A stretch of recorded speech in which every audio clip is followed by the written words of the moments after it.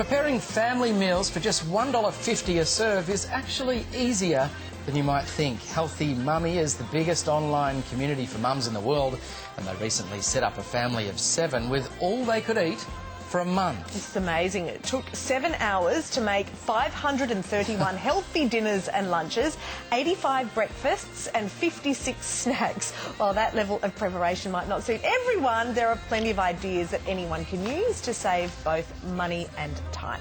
And from Healthy Mummy, meal prep queens Sasha Farley and Katie Purcell are here to share those tips with us. Morning to you. Good Nice to see you. morning. That amount of meals is just completely daunting to me. It took you 7 hours. There were 4 of you? Yeah. 4 extremely fantastic, multitasking mums, I presume. It's all about planning.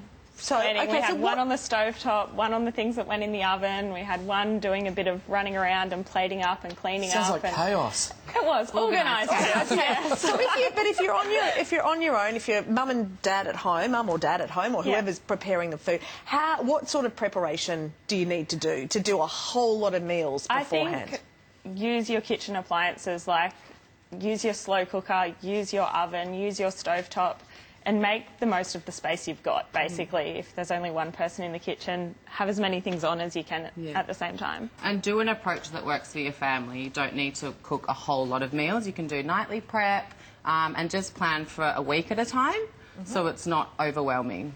Yep. Yeah, it's good advice. I still can't get my head around how many you've made. I don't think I've made potentially that many in my life. No, but most people wouldn't.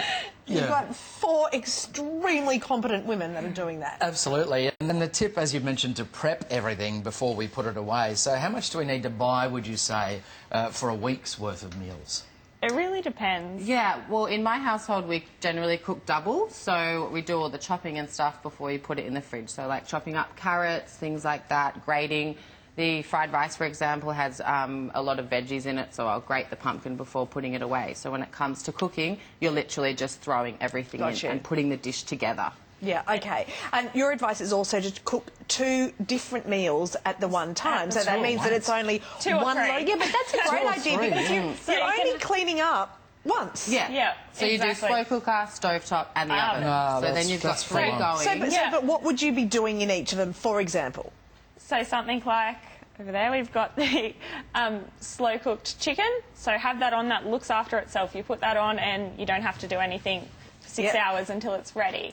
And then you can be preparing what goes in the oven. While that's cooking, cook something on the stovetop. So you've always got something It's a cooking. portal into your personality, this, isn't it? You've got to be very organised to cook 2 or 3 dishes That's what it comes down at to, once. really. Yeah. Organisation. Oh, I would fail, And I think. practice. It takes practice. Yeah. Definitely.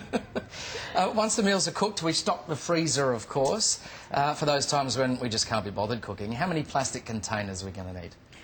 Really depends how much you're prepping for.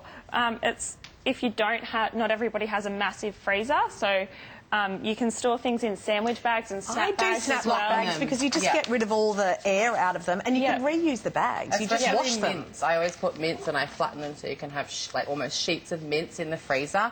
But I would say 20 to 30 containers. I'm always putting leftovers, so sometimes I'll cook double or even triple of dinner.